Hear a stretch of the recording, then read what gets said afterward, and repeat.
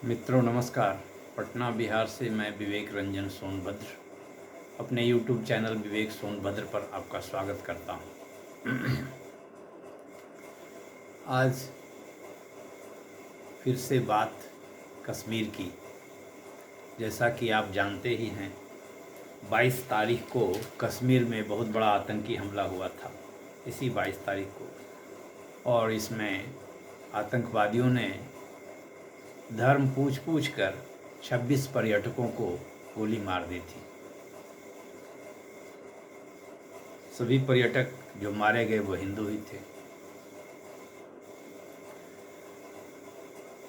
उसके बाद प्रधानमंत्री अपना सऊदी अरब का दौरा ख़त्म कर वापस आ गए थे। 23 तारीख को कैबिनेट की सुरक्षा समिति की बैठक हुई थी, जिसमें फैसला लिया गया था कि सिंधु जल समझौते को स्थगित कर देना है, अर्थात वह समझौता अभी लागू नहीं रहेगा। और अटारी चेक पोस्ट को तत्काल प्रभाव से बंद कर दिया गया था। उच्च आयोग के कर्मचारियों की संख्या घटाई गई थी और सार्क दक्षिण एशिया सहयोग संघ के देशों को जो के उद्योगपतियों, राजनयिकों, कलाकारों आदि को जो वीज़ा स्कीम के अंतर्गत वीज़ा से मुक्ति दी गई थी, उस स्कीम को भी बंद कर दिया गया था। तो लोगों ने यही समझा कि सरकार ने इस ढंग से पाकिस्तान पर दबाव बनाया है, जिससे कि जो आतंकवादी पर्यटकों की हत्या के जिम्मेदार हैं और उन आतंकियों के पीछे जो शक्तियां हैं उन पर दबाव बनाया जाए। और सरकार ने यह भी संकल्प लिया था कि उनको खोज निकालेंगे, पकड़ेंगे और दंड देंगे, और उनके आकाओं को भी पकड़ेंगे और दंड देंगे। लेकिन हाँ, कैसे दंड देंगे अभी तक तो कुछ स्पष्ट नहीं हुआ है।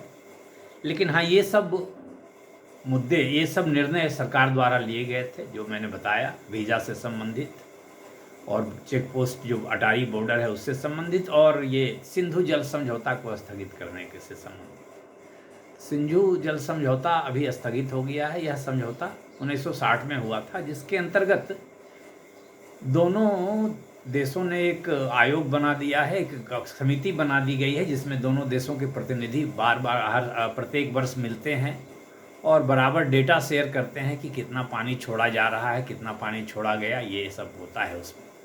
उसमें प्रावधान है कि सिंधु नदी, जिसमें 3 जल में, सिंधु नदी तो 6 नदियां जाकर के सिंधु में मिलती है। ऐसे 3 नदियों का जल तो पूरी भारत उपयोग में लाता है, लेकिन 3 नदियां हैं, जैसे सिंधु, झेलम और चिनाब। इन नदियों का 80% जल हम लोग पाकिस्तान को जाने देते हैं, कम से कम 80% जल उससे छोड़ना है, देना है हम लोगों को। और उन तीनों नदियों का 20% हम लोग उपयोग में लाते हैं। रावी, सतलज और ब्यास, इन तीनों नदियों पर कोई रिस्ट्रिक्शन नहीं है, हम लोग जितना मन चाहे यूज करें, जो करें, ऐसा है। अच्छा, उस संधि में यह भी है कि उस नदियों पर कोई बांध बनाएंगे, कोई भी निर्माण करेंगे, आसपास कुछ भी करेंगे, तो उसके लिए सहमति लेनी होगी पाकिस्तान से। तो अभी जो ये सिंधु जल समझौता स्थगित हुआ है, तो इसका यह मतलब है कि अब कोई मीटिंग नहीं होगी, डेटा शेयर नहीं होगा, और हम 80% जल छोड़ने के लिए बाध्य भी नहीं है। हम कोई निर्माण भी कर सकते हैं, बांध बना सकते हैं, कैनाल बना सकते हैं, अगर यह समझौता लागू जारी रहे, जो स्थगित हुआ है वो स्थगन जारी रहता है तो, या इस समझौते को रद्द ही कर दिया जाता है तो।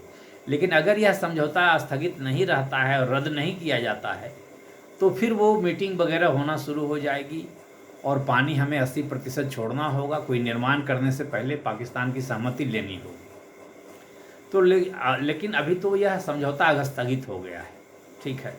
तो कल से परसों से जो लोग डिस्कशन कर रहे हैं, मीडिया में खबरें चल रही है, सोशल मीडिया पर खबरें चल रही है, तो उसका यह लबो-लुबाब बन गया है, उसका यह निष्कर्ष निकाला जा रहा है कि भारत अब पाकिस्तान को प्यासा मार देगा, पानी नहीं जाने देगा। तो ऐसी बात नहीं है। अब ये भले है कि हम 80% पानी नहीं जाने देंगे, लेकिन पानी नहीं जाने देंगे तो पानी का करेंगे क्या?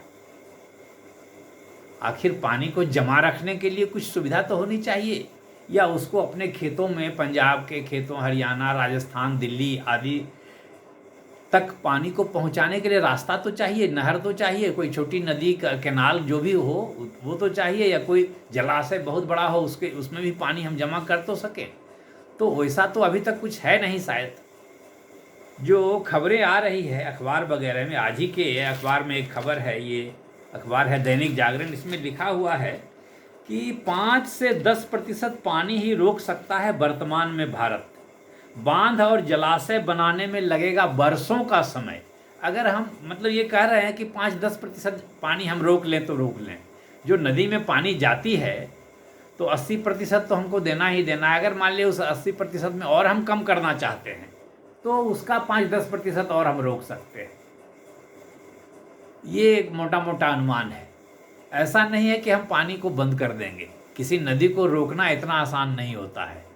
तो यह जो हम लोग सोच रहे हैं कि पानी बंद कर देंगे, पाकिस्तान की खेती तबाह हो जाएगी, पाकिस्तान के पनबिजली परियोजनाएं बंद हो जाएंगी, उनको पीने के पानी की दिक्कत हो जाएगी, ये अनुमान लगाना उचित नहीं है।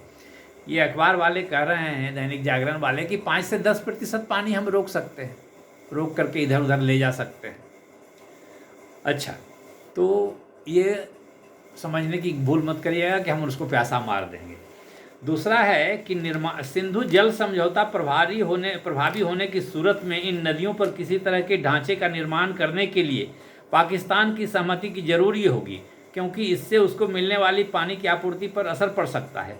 समझौते को निलंबित करके भारत सभी 6 नदियों पर बांध और पानी को डाइवर्ट करने वाले दूसरे ढांचे के निर्माण के लिए सहमति की जरूरत को बाईपास कर सकता है। तो हमने समझौता जो स्थगित कर दिया है, तो अब अगर हम चाहें तो कोई बांध बना सकते हैं, कोई जलाशय बना सकते हैं, कोई नहर निकाल सकते हैं वहाँ से। लेकिन ये तो एक दिन का कोई काम नहीं है ना, इसमें तो बरसों लगेंगे और खरबों रुपए लगेंगे, अरबों नहीं खरबों रुपए लगेंगे। तो यह समझना कि पानी हम रोक देंगे उचित नहीं है। तो देखिए, जो पानी तो नहीं, पानी रोकना भारत सरकार चाहती है कि नहीं चाहती है, क्योंकि अगर चाहती है फिर उसके लिए 5-10 वर्ष समय लगेगा, क्योंकि उतने कम समय में तो हम बांध और जलाशय बना नहीं पाएंगे, और कम से कम 1,50,000 करोड़ रुपए चाहिए, 1 लाख करोड़ रुपए लगेंगे। बांध और नहर बनाना कोई छोटा मोटा काम तो नहीं है। या कितना पैसा लगेगा ये भी हम नहीं कह सकते हैं। इसमें यह भी लिखा हुआ है, उस पानी को रोक करके उपयोग लाने में आधारभूत संरचना, इंफ्रास्ट्रक्चर तैयार करने में लगेगा वर्षों का समय। वर्तमान में भारत के पास पर्याप्त इंफ्रास्ट्रक्चर नहीं है कि वह पानी को रोक सके या अपने इस्तेमाल के लिए नदी के प्रवाह को डाइवर्ट कर सके। ज़्यादा से ज़्यादा भारत पानी के प्रवाह का 5-10% रोक सकता है। अगर भारत इन नदियों पर बड़े जलाशय बनाता है तो इसमें वर्षों का समय लगेगा।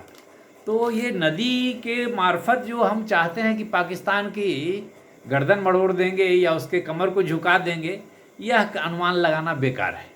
अब ये है कि तो भी पाकिस्तान पर हम कैसे दबाव बनाएंगे, आतंकवादियों को कैसे पकड़ेंगे, तो उसके लिए तो फिर बंदूक की गोली ही काम आएगी। बॉर्डर को पूरा सील रखना होगा, वहाँ जो ऐसी सिचुएशन बन जाए कि परिंदा भी पर ना मारे। और ये बात ज़रूर है कि हमें व्यापार को स्थगित ही रखना चाहिए, क्योंकि पाकिस्तान से व्यापार करके अगर हम कुछ पैसे कमा लें, लेकिन उसके बाद पाकिस्तान जो हमें बार बार जो जख्म देता रहता है, हमारे यहाँ अपने स्लीपर सेल पैदा करता है, हमारे यहाँ अपने समर्थक पैदा करता है। हमारे यहाँ कुछ ऐसे लोग भी हैं जो कि पाकिस्तान समर्थक बनना चाहते हैं, बने रहना चाहते हैं, पाकिस्तान जिंदाबाद के नारे लगाते हैं। पाकिस्तान जैसा दुष्कर्मी देश जो हमें इतना घाव दिया है, अगर वह क्रिकेट में जीतता है तो यहाँ के भी कुछ लोग खुशी मनाते हैं। यह सब दुखद बातें हैं। तो इन सब चीज़ों पर नियंत्रण लाने की ज़रूरत है। चाहे जैसे नियंत्रण लाया जाए, जो कानून सम्मत उपाय के हिसाब से नियंत्रण लाया जाए।